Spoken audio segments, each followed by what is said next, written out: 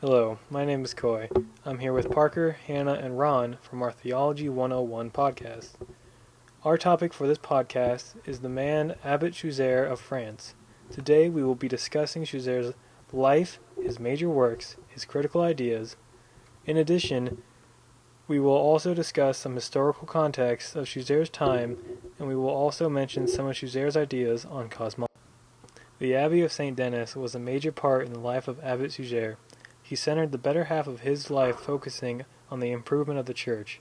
His ultimate goal was to use the church to bring everyone closer to God, as well as make the church more extravagant. The photo slide in the background is our own reconstruction of the building. Although not perfect, we believe it closely resembles the real thing. Suger was born in the year 1081, though it is unknown where and when exactly. As a child from humble beginnings, at the early age of 10, he became an oblate to the Abbey of St. Denis, which means he had dedicated himself to God and the Church. As an oblate, he began his education at the monastic school of St. Denis del-Illustri. He had studied there for 10 years. During that time, he had spent a lot of time in the library reading and studying charters and other documents that related to the possessions and privileges of the Abbey of the Church, which proved useful later in his life. By the time he was 25, Suger's unusual talents were recognized by other members in the church, and then began his public life as a representative for Adam, who was the abbot of St. Denis at the time. In 1107, Suger was given an opportunity to show off his ability as an administrator. He was put in charge of Adam's priory in Berneville in Normandy. Within only 2 years, he reorganized the small abandoned monastery so that it was capable of contributing annually to the church's revenue. This success led to Adam giving Suger his toughest assignment yet. He had to clear the area of Torre de Bios. The area had been harassed by the lords of Puiset, who ambushed traveling merchants, burned crops, and killed the land's inhabitants. Suger talked to the new king of France, Louis VI, who was an old friend of Suger from school, and was able to convince him to use his new power as king to assist him in taking care of the lords. Then Suger led a group of soldiers and dealt with the lords. During the winter of 1122, on a return from the royal mission for the Pope, Suger had heard of Adam's death and how Suger has been appointed the new position of Abbot of St. Denis. He mainly went to courts to deal with the affairs of the kingdom. He did this until 1122, when he changed his focus to the reorganization and reform of St. Denis Church. In 1135, Suger began the actual reconstruction of the church, which he had always wanted to do ever since he was a student there. In 1137, Louis VII began his reign as King of France. During his reign, he was able to convince Pope Eugene III to support his crusade. So, while away on his crusade, Louis made Suger and Count Guillaume II co-regents of France. Suger maintained order and prosperity in France, so when Louis came back from the Crusades, the kingdom would be in order. When the king returned from the failed crusade, miserable, Suger tried to start another expedition for the king. But no one wanted to try again since things ended so badly, so Suger took money from the abbey's revenue to lead his own force. However, in the fall of 1150, he caught a malarial fever and died on January 13th in 1151, which halted his plans for a new crusade and slowed the reconstruction of St. Denis.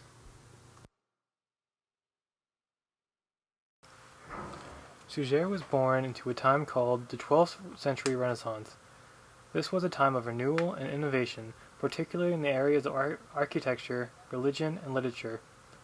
A renewed interest in the Latin classics and Greek science and philosophy also occurred at this time.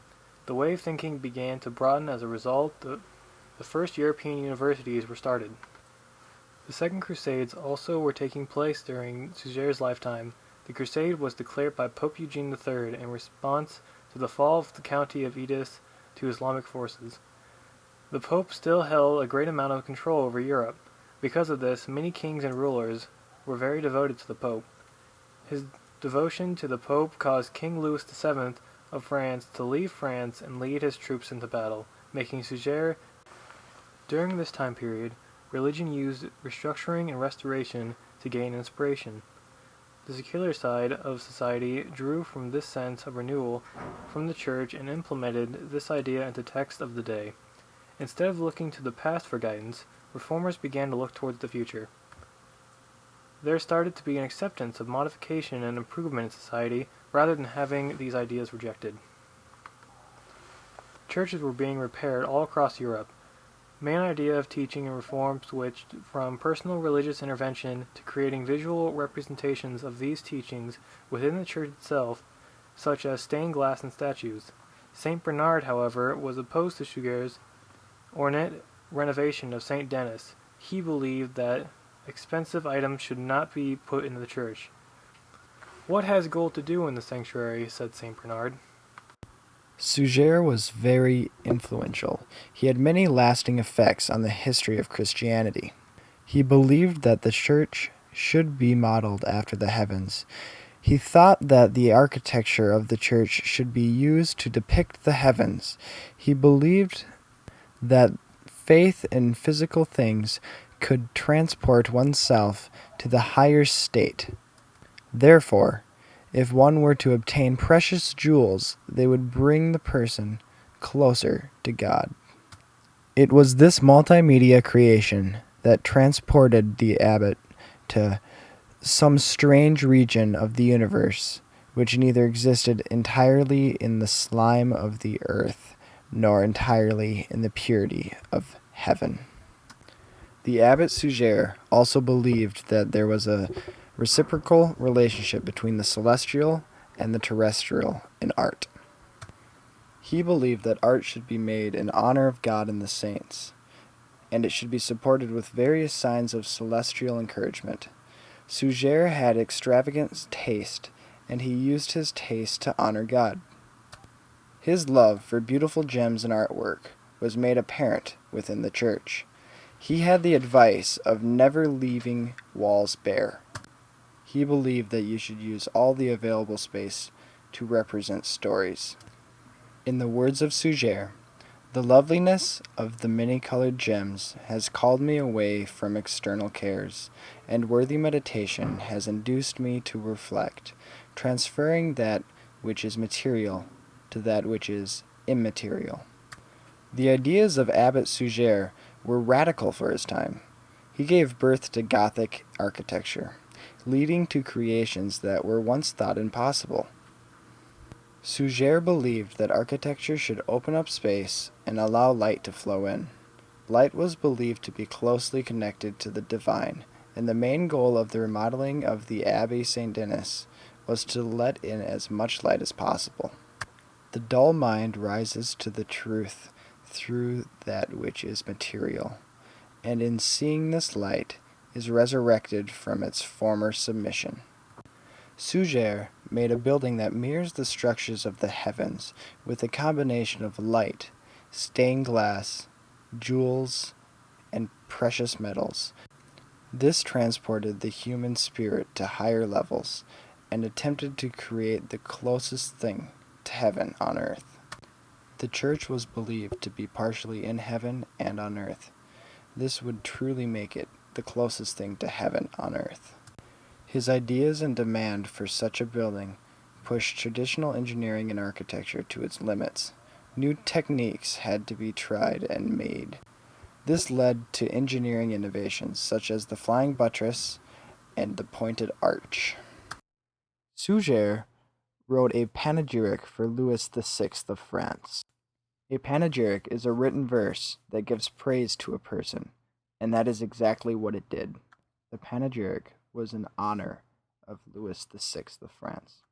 It gave praise to the many things that he had accomplished throughout his life. Suger then later wrote of the history of Louis VII. However, the history was incomplete.